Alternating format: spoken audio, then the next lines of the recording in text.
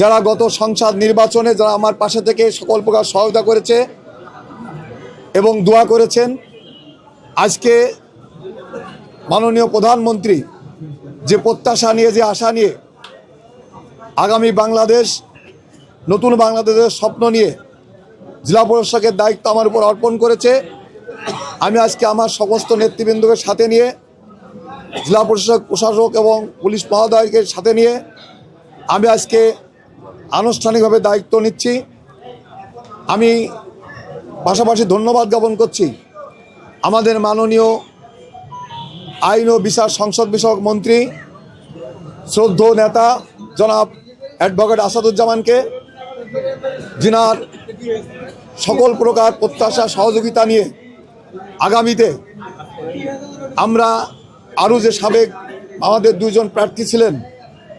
আমাদের কালীগঞ্জের থেকে রাশেদ খান এবং কোটচাঁদপুর মহেশপুর থেকে সিনোভাজন রনি, মেহেদি হাসান রনি, সেই দুজনকে সামনে নিয়ে মাননীয় মন্ত্রী মহোদয়ের নির্দেশনায়, তার পরামর্শ, তার সকল সহযোগিতা নিয়েই আগামীতে দলীয় নেতৃবৃন্দকে নিয়ে আমরা দুর্নীতিমুক্ত সমাজ গড়ব, সন্ত্রাসমুক্ত সমাজ গড়ব এবং আগামী জেলা পরিষদের নেতৃত্বে আমরা, যেহেতু আমরা বিজয় অর্জন করতে পারিনি, আগামী জেলা পরিষদের নেতৃত্বেই এই জেলার সকল উন্নয়ন আমাদের মাননীয় মন্ত্রী মহোদয় আসাদ ভাই সহযোগিতা নিয়ে ইনশাল্লাহ আমরা নতুন ঝিনাইদহ উপহার দেব। এইটা আমাদের প্রত্যাশা। আপনার মানুষের যে উন্নয়ন প্রত্যাশা করছে, ইনশাল্লাহ আমাদের মাননীয় প্রধানমন্ত্রী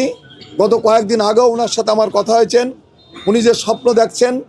বাংলাদেশের মানুষ যে স্বপ্ন দেখছে,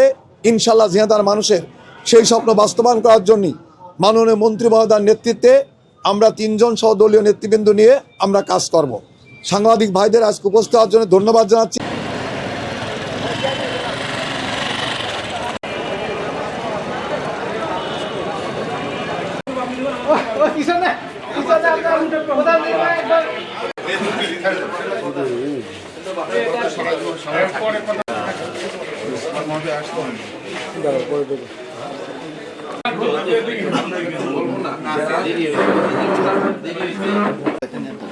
আমরা ওখানে যাব,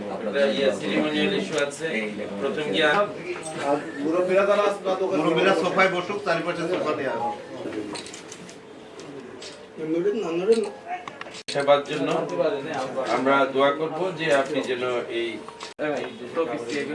মুকুল ভাইকে রাখো এদিকে হাঁটলে শুয়ে যাবে।